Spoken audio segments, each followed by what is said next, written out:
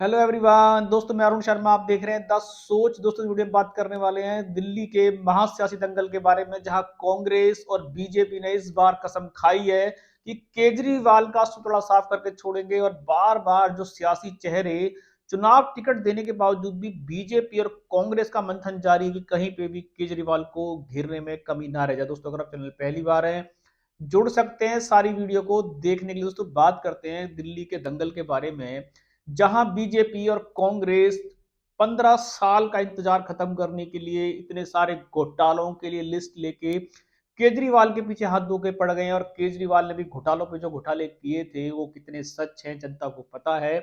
केजरीवाल को चौका लगाना जितना वो आसान समझ रहे थे पदयात्रा करके, जहां उनको जूते चप्पल और शाही का सामना करना पड़ा, जिस तरीके से केजरीवाल चौका लगाने के लिए जूत कोट लग नहीं रहा कि इस बार उनकी नाव इतनी आसानी से पार हो जाएगी, क्योंकि कांग्रेस जहां बुझी हुई पार्टी सी थी, पर इस बार उन्होंने अपने चेहरे शायद सोच समझकर उतारे हैं।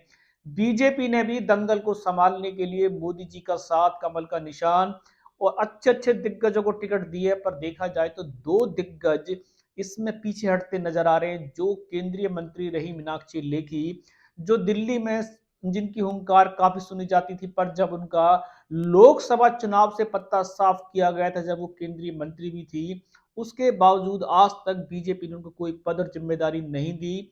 और उनको अब केजरीवाल के सामने, उनकी सेना के सामने उतारने के लिए बीजेपी ने पेशकश की, तब मीनाक्षी लेखी ने विधानसभा चुनाव लड़ने से मना कर दिया। जो सूत्र बताते हैं वो कहते हैं कि वो छोटी राजनीति की नेता नहीं है।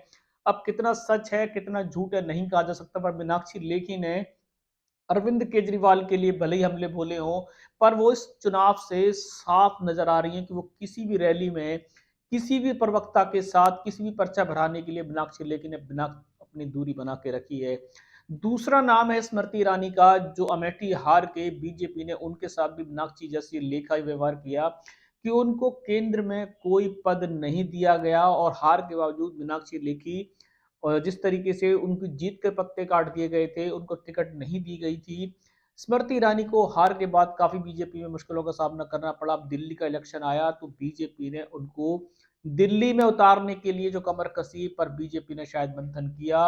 अब सूत्र बताते हैं कि मीनाक्षी लेखी के कदम पे स्मृति ईरानी ने भी अपना कोई बहाना तैयार कर लिया है। वो दिल्ली के इलेक्शन में नहीं आना चाहती, क्योंकि उनको समझ में आ चुका है कि 3 बार कांग्रेस और बीजेपी जोर लगा चुकी थी पहले भी केजरीवाल को घेरने के लिए, भले ही बहुत सारे मुद्दे थे। पर अगर गलती से वो इस बार भी हार गई तो शायद उनकी मुश्किलें बढ़ जाएंगी। बीजेपी उनको लोकसभा चुनाव में भी टिकट देने के लिए फिर सोचेगी। तो स्मृति ईरानी ने भी समय रहते कोई बीजेपी के सामने बहाने की पेशकश की है। अब देखते हैं कि बीजेपी, अब मीनाक्षी लेखी ने तो अपना पत्ता साफ कर दिया है कि वो साफ सुथरी बस्ती नजर आई हैं। उन्होंने किसी के पर्चे भरने में सहयोग नहीं दिया और बीजेपी के लिए कोई गाल नहीं बजाए। अरविंद केजरीवाल के खिलाफ कोई टिप्पणी नहीं करी। अब स्मृति ईरानी को बीच में लाया जाएगा, पर स्मृति ईरानी ने भी जिस दूरी से दूरी बनानी शुरू कर दी, ऐसा लग नहीं रहा कि स्मृति ईरानी दिल्ली के दंगल में अरविंद केजरीवाल को घेरने के लिए आ जाए। बीजेपी के दो सियासी चेहरे जो बीजेपी में सबसे बड़बोले नेता जाने जाते थे, मीनाक्षी लेखी का जब पत्ता कटा था तब से वो आज तक बीजेपी से खुश नहीं है। बीजेपी ने केंद्रीय मंत्री और जीत के बावजूद भी उनका जो पत्ता काटा था वो उनको शायद आज चुभ रहा होगा।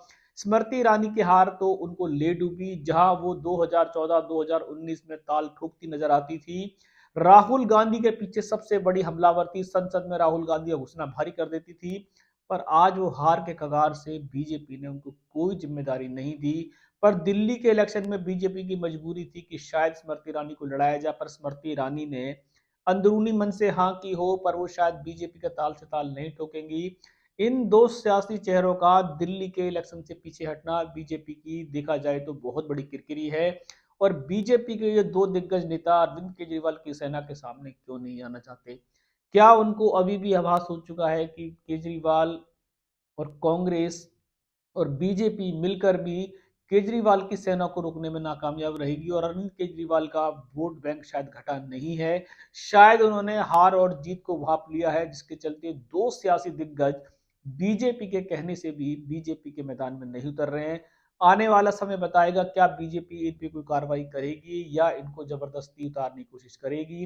मीनाक्षी लेखी का तो पत्ता साफ हो चुका है, उन्होंने मना कर दिया है। स्मृति ईरानी का कश्म है कि बीजेपी उनको उतार पाएगी या वो बीजेपी के सामने कोई अपना बहाना रख देगी। दोस्तों इस रुझान पे सटीक विश्लेषण लेके आएंगे। अगर आप चैनल पे नहीं जुड़े हैं, जुड़ सकते हैं हमारी आने वाली सभी वीडियो। मैं अरुण शर्मा मिलूंगा नई सोच के साथ। अपना ध्यान रखें। नमस्कार।